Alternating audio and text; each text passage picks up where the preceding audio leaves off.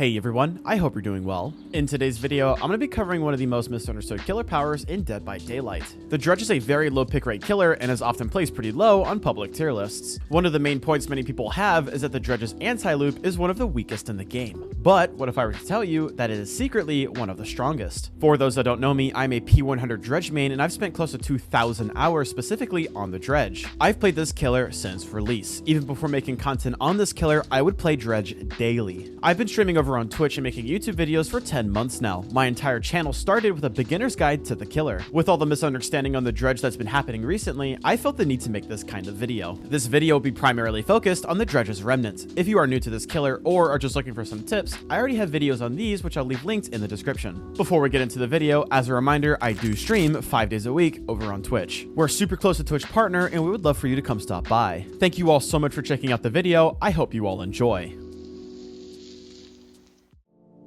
For those that are new to the Dredge, I'll do a quick recap. The Dredge is a killer that moves at 4.6 meters per second and has a terror radius of 32 meters. The Dredge has two abilities. This is where the first common misconceptions arise from. The Dredge's primary ability is called the Remnant. Many players believe that the Dredge's main ability is its teleport, however this is simply not true. When holding the power button, the Dredge will leave behind a dark cloud which was referred to as the Remnant. The Remnant will hold its position as long as a player is holding down the ability button. This means that the Remnant can even be placed mid-air. The Dredge will always return to its Remnant in the original orientation the Dredge was facing while it was placed. There is an add-on that will change this effect, however I strongly recommend against using it. Any survivor can destroy the Remnant by coming into contact with it. This will not take the Dredge out of its power, but simply despawn the Remnant. While the Dredge is holding its Remnant, the Dredge will move at a movement speed of 3.6 meters per second. During this time, the Dredge's vision is reduced. However, every locker on the map will be highlighted in white. This is where the Dredge's secondary ability comes in, which is its teleport. By default, the Dredge will move at 12 meters per second while teleporting during daytime. There is an add-on which will increase this movement speed to 17 meters per second. During nightfall, the Dredge's teleport speed is increased to 38 meters per second, making the Dredge the fastest movement speed killer in the entire game. The Dredge is granted with 3 tokens by default. Each of these tokens will allow you to teleport to one locker. Once the Dredge has spent all of its tokens or exited the locker, its power will go on cooldown by a default of 12 seconds. Now that everybody is caught up, we can begin talking about the Remnant. There are two main outcomes we want when using the Remnant. The first of these is forcing at least a 50-50 chance to hit a survivor on almost any loop in the entire game. In the most basic form of using the Remnant, your goal should be to place a Remnant on either a pallet or a window. This will give the survivor less opportunity to destroy your Remnant, and you a more sure way of ensuring a hit.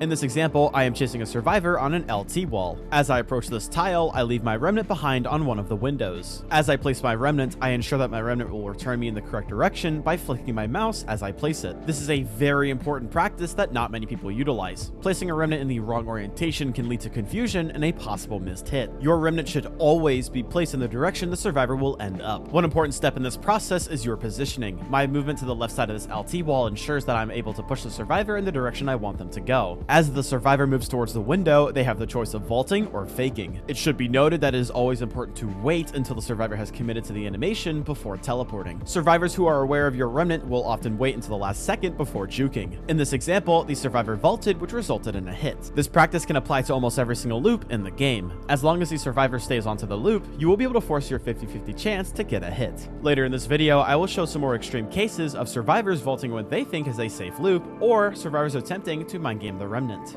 But what happens in the event of a survivor leaving said loop? This is where the second most important part of using a Remnant comes in. Our second goal of using the Remnant is to ensure that if a survivor leaves the current loop, they cannot chain a stronger loop. Not only is the Remnant good at shutting down loops, it is amazing for zoning. The placement of our Remnant is incredibly important. Placing your Remnant down and keeping it there in the first possible moment will lead to many survivors leaving the loop. When positioning our Remnants, we want to make sure it ends up in a spot where it not only creates pressure on the loop, but also prevents the survivor from moving to a stronger loop. In this example, I've placed a Remnant on one of the sides of the Garden of Joy porch loop, which prevents the survivor from leaving. This example is a bit more risky, however, it paid off in the end. As the survivor drops the God pallet, I immediately drop a Remnant near the pallet. For the next 5 seconds, I have absolutely no vision on the survivor. This makes this play incredibly high risk, high reward. During this time, I'm having to rely on my hearing to know if the survivor vaults the pallet. Once I make it to the doorway, the survivor vaults the pallet, resulting in a hit. However, in some circumstances, you may not have the correct positioning on a tile to place an effective Remnant immediately. This is where what I call temporary Remnants come into play. A A ton of pressure is placed onto a survivor of any skill level the moment that they see a remnant is placed down onto a loop. This will often give you a window of time to continue to move to where you need to be to position your next remnant. Always remember, the first spot where you place your remnant does not have to be its last. In this example, my current positioning allows the survivor to leave the loop and continue to a stronger one. To counter this, I place a temporary remnant at the pallet as an insurance policy in case the survivor decides to drop it. If I continue to play with this remnant, the survivor has the option of using the window to the right or leaving this loop for an entirely different one.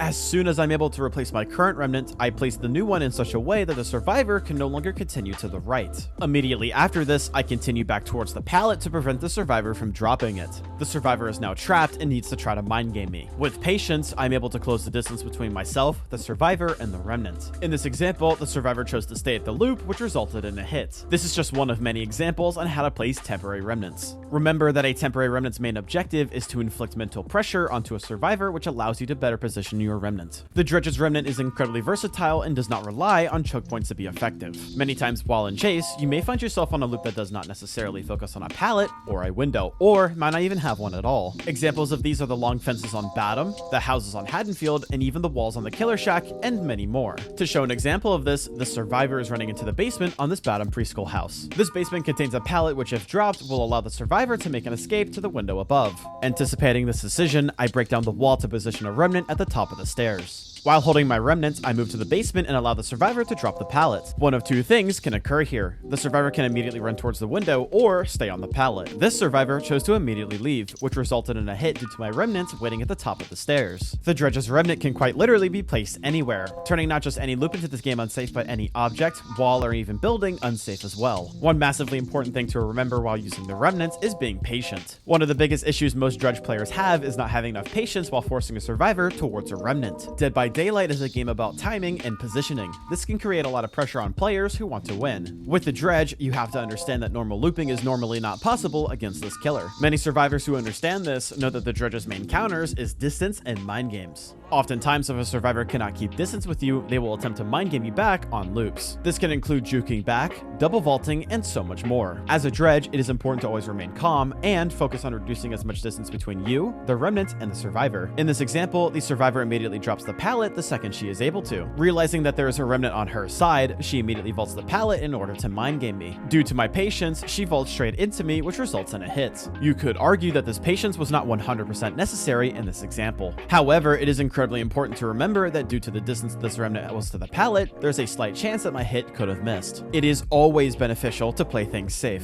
Just because your remnant was placed does not mean you have to teleport back to it. The remnant provides a ton of mental pressure, which will often cause panic and erratic movement. One final note I want to make is using the remnant outside of chase. Previously, I mentioned that the remnant will hold its position as long as the player is holding down the power button. In many cases, it can be advantageous to leave a remnant concealed nearby a point of interest. This includes hooks, generators, and even down survivors. In this example, I have a survivor which is currently down on the floor. The survivor's teammate, however, is nearby and is trying to get a flashbang save. To counter this, placing a remnant concealed nearby will allow me to trick the survivor into following me. Once the survivor is close enough to the remnant, I can return to it and hit the rescuer. This is just one example out of many you can use in your games to maximize your remnant usage. With the basics of the remnant covered, this section of the video will showcase some examples of chases that I think are amazing to use for my visual learners. In this first example, I am chasing a Meg at the Killer Shack. At the start of the chase, this Meg decides to vault the nearby pallet and then initiate the chase at the shack. As I break this pallet to follow her, she makes a decision to play the non-window side of the shack. The assumption that I had during this time was that she was attempting to drop the pallet on me as I'm outside the back of the shack. This action would essentially zone me into the corner of the map, allowing her to stall for time for her teammates who are rushing generators. To counter this, I place my remnant on the corner of the wall and I move inside. While using the boarded up window, I'm able to occasionally keep sight of her as I move to shut down the god pallet. Once I reach the pallet, for the next 2 seconds, I have absolutely no vision on the survivor. This is where extreme patience and game sense comes into play. Once I round the corner, I can see that the Meg has not attempted to mind game me by doubling back. This means that the Meg has continued to the corner where my remnant is placed. As soon as I see this, I instantly return to my remnant, which results in a hit. After this occurs, the Meg moves to the interior of the shack and drops the pallet. Once I reach the pallet, my remnant has gone off of cooldown and is ready for use again. Once the pallet is dropped, I place my remnant on the corner of the Killer Shack. This placement is incredibly important. While the survivor is trapped inside of the shack, they can either vault the window or or they can vault the pallet. With this specific positioning, I'm able to respond to both of these actions and gain a hit no matter what. As I move towards the back door of the shack, I do my best to keep my eyes on the Meg through the window, as well as listening for the sound of her slow vaulting the pallet. Once I reach the doorway, I can see that the Meg is no longer standing near the pallet. This means that the survivor is getting ready to vault the window. One important thing to remember here is patience. Although incredibly rare, it is possible for a survivor to hide in the corner near the locker and attempt to mind game the dredge. With this in mind, I continue to the threshold of the doorway to confirm that she is standing by the window. This causes the Meg to vault the window, which then I return to my remnants. Because of the positioning of the remnants, I'm able to immediately respond to this action and I'm able to gain a hit onto this Meg. And just like that, we countered one of the strongest tiles in the entire game. It is important to understand that this is only possible due to the pressure created by the remnants and the patience I had while repositioning. In this next example, a survivor once again is running towards the killer shack. Once I notice that the survivor is on the window side, I place a remnant at the doorway. This remnant will allow me to respond if the survivor both stays or leaves this loop. Once the survivor has seen me walk to the opposite side of the shack, I return to my remnant. In this example, the survivor has decided to leave the shack for the LT wall that is nearby. Because of the remnant's position, I'm able to land a hit as the survivor vaults the window. Once I catch up to the survivor after hitting them, they are able to vault a window on this Yamaoka tile. Anticipating the survivor to double back, I leave a remnant at the entrance near the window. I make this decision because this is the only tile in this area. I expect the Yui to double back here to stall as much time as possible. This survivor does decide to stay on this loop, allowing me to prevent her from using the window a second time. To recap, the Dredge is one of the most versatile and potent anti-loops in the entire game. While it depends on patience and positioning, this power can turn almost every loop in this game into completely unsafe, or at least a 50-50 chance to hit a survivor. This killer power depends on user experience. The more patience and aggressive usage that you have, the more value and results you will see in game. This killer is exactly what you make of it. Mechanically, the Dredge is very simple. However, this killer's skill cap lies within the mental aspects of this game. This killer is entirely built on mind games. It's very clear that the developers intended for the Dredge to be played this way due to the nature of its kit. The more time you spend applying these principles in game, the more effective you will be at using the Remnant. Even with 2,000 hours on the killer, I'm still learning new ways to utilize the Remnant on specific tiles and objects. I truly feel that this killer has an endless opportunity to be learned and perfected. If you all learned something from this video or simply just enjoyed it, thank you so much for watching. This has been a wild 10 months, and it all started with a guide on how to play the Dredge. This has been an amazing opportunity, and I would absolutely love to keep doing this for you all. From the bottom of my heart, thank you.